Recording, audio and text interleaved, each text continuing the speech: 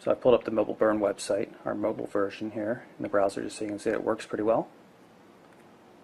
Load a page. Over Wi-Fi, everything's pretty quick. I'm using Wi-Fi just to make it easier for the demo purposes. You can see the signal's a little weak here in the area, so I don't want to rely on 3G for the video. Pull up the main website and you'll start to see some of the limitations of the QVGA display resolution though. Everything looks fine when it's fully zoomed, but it really gets to be hard to work with when you're zoomed out. Still, it's passable. Let me jump back out and I'll show you Flash support here. I have an embedded video.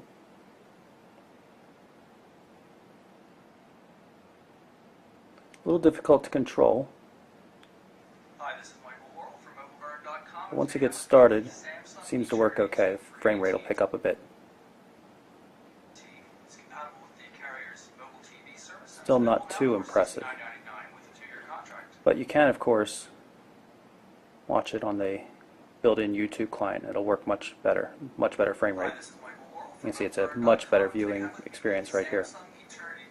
I'm going to start up the camera with the keyboard shortcut right here down at the bottom. Not an autofocus camera. This is a fixed focus camera, so you basically just point and shoot. That's all there is to it. Go in the gallery. We can see what we've got in terms of photos here. Multi-touch support, just like we have on the browser. Double tap intelligent zooming. Everything works pretty decently.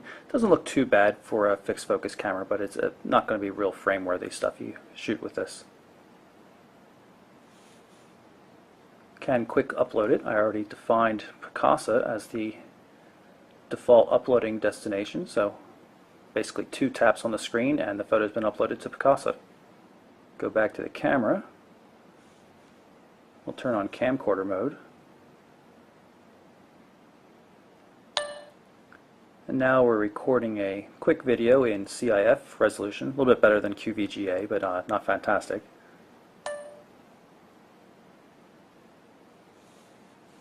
And we should be able to play it back.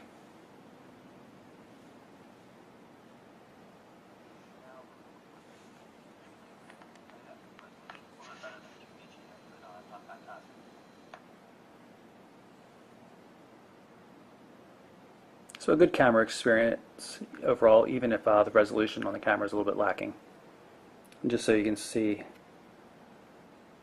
how we're tied in with the Google Calendar, I'll tap on the calendar widget here and go into different views.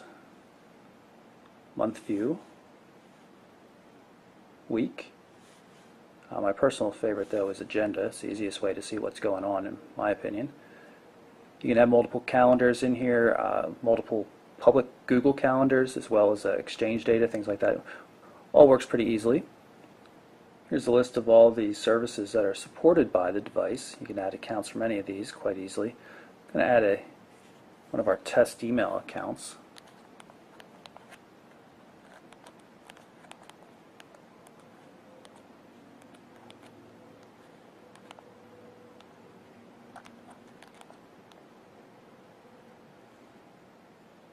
I'll hit next. We'll configure the account and add it and hopefully pull down a few messages so you can see what it looks like. So here we are in our newly configured email account. Pull up one of the new messages. You can see formatting support. Downloading the document right now. It's just a quick test Word document. Document viewing support built in. This happens to be just an old Samsung press release. Let's see if there's multi-touch support. Doesn't appear to be. On screen only. But either way, you can still read Office documents quite easily. Email client looks pretty nice. Easily select multiple messages to delete them or whatever. You can see there's not too many on the screen at once. You're really only seeing 2 messages on the screen at once, but you can move them, delete them, whatever you like. It's not a bad email client. In terms of instant messaging, you've got a built-in client for AIM, Windows Live, and Yahoo. And of course there's also Google G Talk as well.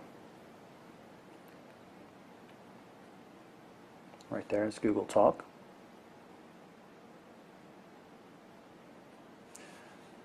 Google Maps always on board.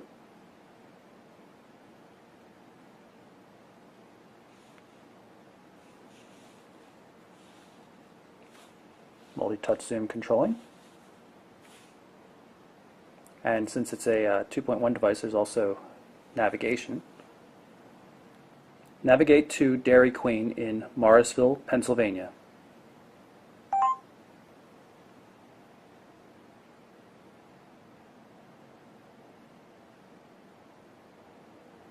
It's not a bad system for free.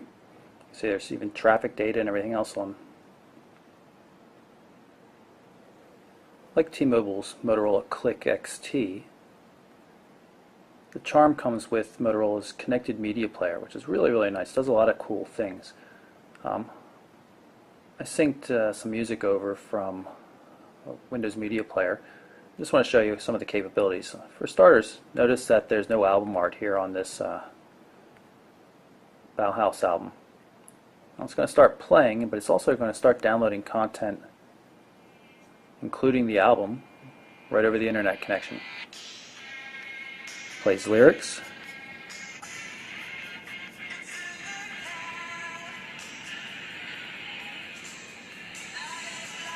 Go back and choose a different song.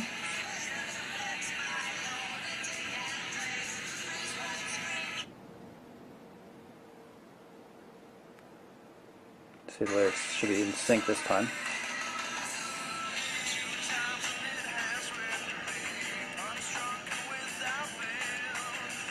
Pretty cool, and there's a lot of other functionality in it as well. You can get to find YouTube videos, more than just lyrics. There's a lot of things you can do in this. You really got to search around in the connected media player to learn all the things it's capable of doing, but it's probably the best media player I've seen on Android so far. So there you have it. That is Motorola's Charm for T-Mobile. Nice device. It's only 11.5 millimeters thick, or if you have the extended battery on like I do, it's about 13 millimeters thick. It also boosts the weight up to 126 grams from about 110 grams. Really nice feel on the keyboard. The display is definitely the weak point. QVGA resolution and just not great colors or viewing angle or anything like that. But other than that, the device is really top notch. And considering it only costs $74.99 with a contract, I'm pretty pleased. So there you have it. That is the Motorola Charm for T-Mobile USA. And I'm Michael Orrell for MobileBurn.com.